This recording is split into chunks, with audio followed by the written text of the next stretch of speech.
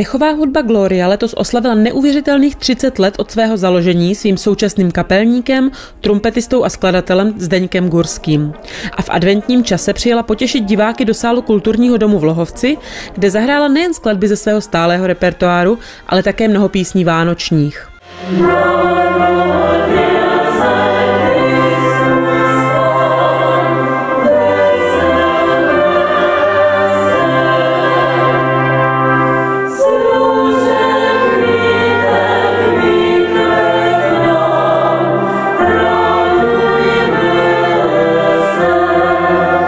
První hodina byla takových lidových věcí nebo věcí, které jsme napsali s manželkou. Teď po pauzi začneme hrát takovou klasickou vánoční muziku, ale nejenom koledy, na které třeba lidi jsou zvyklí, ale taky takové koledy světové, které se zpívají i v jiných jazycích, než jenom v českém jazyku. Gloria vznikla v roce 1999 v Kyjově a od té doby stihla zahrát v mnoha státech převážně západní Evropy. Já jsem muzikant vlastně už, dalo by se říci, 60 roků. Hrával jsem trumpetu, teď už dělám jenom kapelníka, hrával jsem v různých kapelách a tak mě nějak napadlo, že bych mohl založit svou vlastní kapelu, abych mohl prezentovat svoje vlastní skladby, které píši se svojí manželkou.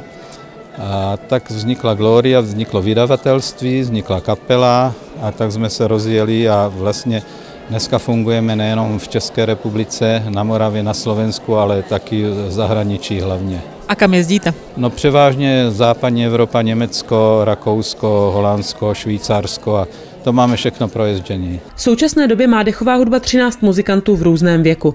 Složení kapely se v průběhu let proměnilo a původních členů zbyla jen hrstka. Kromě mě je to 1, 2, 3, myslím 4, kteří to zakládali se mnou.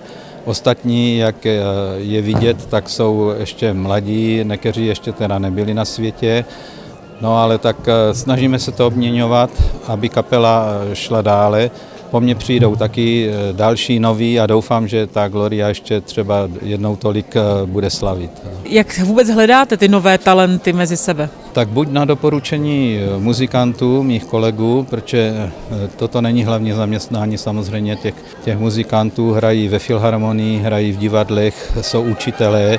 A jak uvidí nějaký talent takový, který by sem zapadl, tak mi dají tip a já ho oslovím a když zapadne, tak se stane naším členem. Co by to bylo za dechovku bez zpěváků?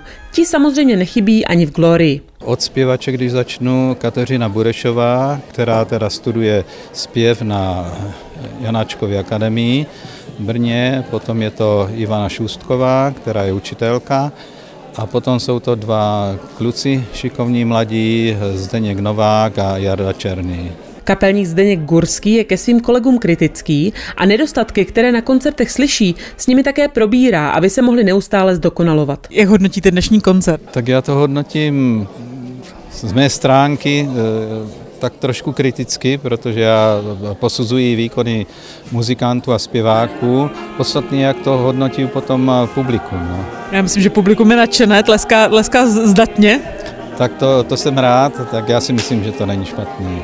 Co se vám na tom nelíbilo? Tak já tam vyhledávám každé chybičky, no, tak kde něco nezaladí, nebo kde dojdeš k špatnému nástupu, nebo takový jsem kapelník a jsem na to tady fundovaný člověk, abych tady tohle vyhledával. No. A rozebíráte to pak s muzikanty? Tak určitě, pokud je něco takového závažného, tak to rozebíráme, ale tak muzikanty mám profesionály, tak oni ví, že si nemohou dovolit nějaké velké faux pas, aby to prostě poznali i lidi v publiku.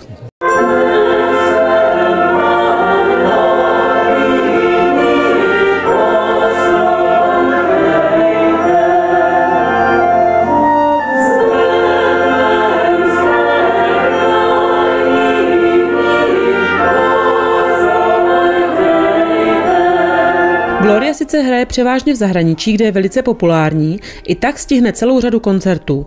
Už teď má naplánovaná vystoupení na rok 2025. Jak často koncertujete vůbec? Tak jak jsem říkal, máme více koncertů v zahraničí než tady u nás, ale tak dalo by se říci, ono jsou období, kdy se hraje hodně často, to je přes to léto, jaro, léto, podzim, v zimě už se hraje trošku méně, tak dalo by se říct v průměru 30 koncertů máme ročně.